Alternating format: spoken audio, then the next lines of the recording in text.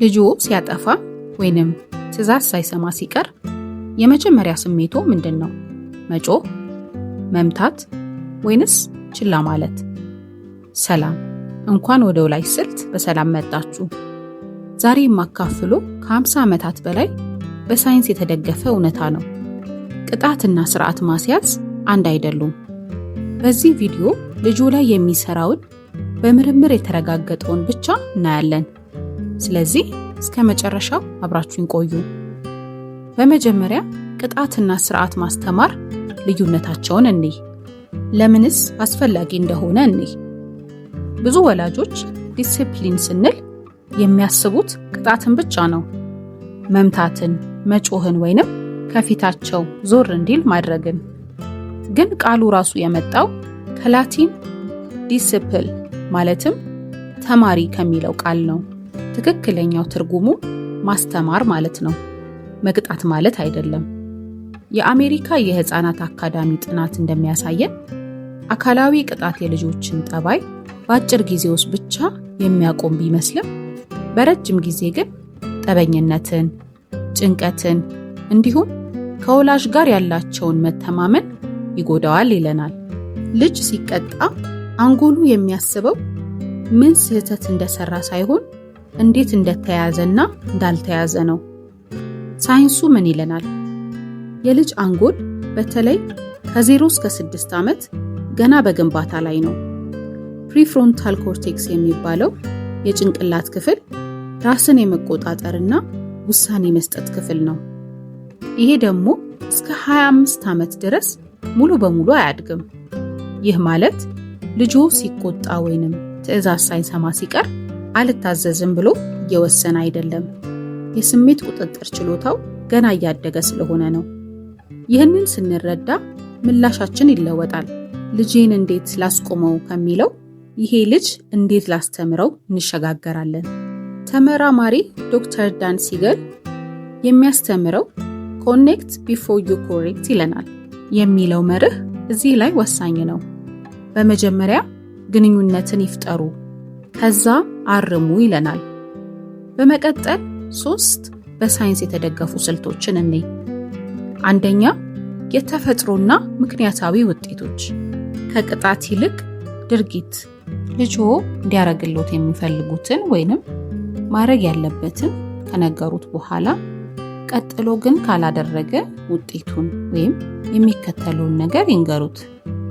ይህ ድርጊት ከውጤት ጋር ማገናኘት እንለዋለን። ለምሳሌ መጫወቻዎቹን ካልሰበሰበ ለጥቂት ቀናት ያክል መጫወቻው ይነሳል ወይም ይከለከላል። እንደ ንዴት ያለ ምላሽ ሳይሆን ተፈጥሯዊ የሆነ ውጤትን ያሳውቁት። ሁለተኛ፣ ከማግለል ወይንም ወደ ክፍል ሂድ ከማለት ማውራት። ልጅን ብቻውን መተው ብቸኝነትና የፍርሃት ስሜትን ይፈጥርበታል። ይልቁንም ከልጅ ጋር ተቀምጠው ስሜቱን ይሰይሙት። አሁን አንተ ተናደሃል አይደል? ይህ ስሜታዊ ብልህነትን ያስተምራል። ሶስተኛ፣ ግልጽና ወጥ የሆነ ደንብን ማውጣት። ልጆ የሚያድገው ወይንም የሚማረው የቤት ውስጥ ደንቦች ግልጽና ተመሳሳይ ሲሆኑ ነው። ዛሬ የተፈቀደ ነገር ነገ የተከለከለ ከሆነ ልጅ ይደናበራል ወይም ይደናገራል። ወጥነት ያለው ደንብ በቤት ውስጥ ሲኖር ግን ከጥብቅነት የበለጠ ውጤት ይኖረዋል። የተለመዱ ስህተቶችን እንይ። አንደኛ፣ አንተ መጥፎ ልጅ ነህ ማለት። ይህ ማንነትን ይነካል፣ ድርጊትን አይደለም። ይልቁንም ይህ ድርጊት ትክክል አለመሆኑን ይህ ትክክል አይደለም ብለው ለልጆ በንግግር ይንገሩት። ሁለተኛ፣ በሰዎች ፊት ማረም ወይንም መናገር። በዘመድ ወይም በእንግዳ ፊት መገሰጽ ልጅን በእርሶ ላይ እምነት እንዳይኖረው ያደርገዋል። ስሜት ላይ ተመስርቶ መቅጣት ብዙ ጊዜ ያልተመጣጠነ ነው። ወላጅ ሲናደድ የሚሰጠው ቅጣት ብዙ ጊዜ ልጆ ፍርሃት እንዲሆንበት ያደርገዋል። ልጆ ትምህርቱን ሳይሆን ፍርሃቱን ብቻ ያስታውሳል። በመቀጠል በተግባር እንዴት አድርገን ልጆችን ማረም እንደምንችል እንይ። በመጀመሪያ ረጋ ይበሉ። የራስዎን ስሜት መቆጣጠር የመጀመሪያው ተግባር ነው። ቀጥሎ ወደ ልጁ በዓይኑ ትክክል ወርደው በእርጋታ ይነጋገሩ። ቀጥሎ ስሜቱን ይሰይሙት። ተናደሃል አይደል? ደክሞክ ነው አይደል? እያሉ ለስሜቱ ስም ይስጡት። በመጨረሻም ግልጽ ገደብ ያስቀምጡ። መምታት ወይንም ልጅ ላይ መጮህ አይፈቀድም። ለልጆ አማራጭን ይስጡት።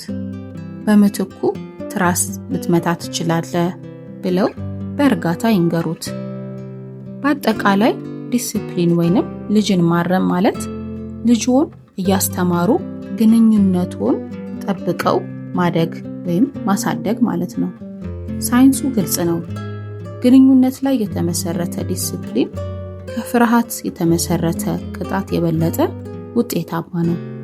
በአጠቃላይ በዛሬው ቪዲዮ ልጆችን መቅጣት በራሱ ትልቅ ጉዳት እንደሚያመጣ፣ ስርዓትን ማስተማር ደግሞ ከልጆች ጋር ግንኙነት እንዲኖረንና እንድናዳብር እንደሚረዳን፣ ልጆችን መቅጣት፣ መግረፍ ወይንም መጮህ በልጆች ላይ ጭንቀትን ወይንም ከወላጅ ጋር ያለውን መተማመንን እንደሚጎዳው፣ በተቃራኒው ልጆቻችንን ዲሲፕሊን ወይንም ስርዓት ስናስተምር ቀጥሎ የሚመጣውን ውጤት ያንን ነገር ካላደረጉ የሚከሰተውን በማሳወቅ በእርጋታ ግልጽና ወጥ የሆነ ደንብ በማውጣት ልጆችን ማረም እንደምንችል አይተናል። በተጨማሪም እንደ ወላጅ የምንሰራቸውን ስህተቶችን አይተናል። በመጨረሻም ይህ ቪዲዮ ጠቅሞኛል ብለው ካሰቡ ለሌላ ወላጅ ያጋሩ። በቀጣይ እንድናቀርብላችሁ የምትፈልጉትን ርዕስ በኮመንት አሳውቁን። ቪዲዮ ከጠቀሙትም ላይክ ያድርጉ፣ ሰብስክራይብም ያድርጉ። በቀጣይ ቪዲዮ እስከምንገናኝ ቸር ይቆዩን።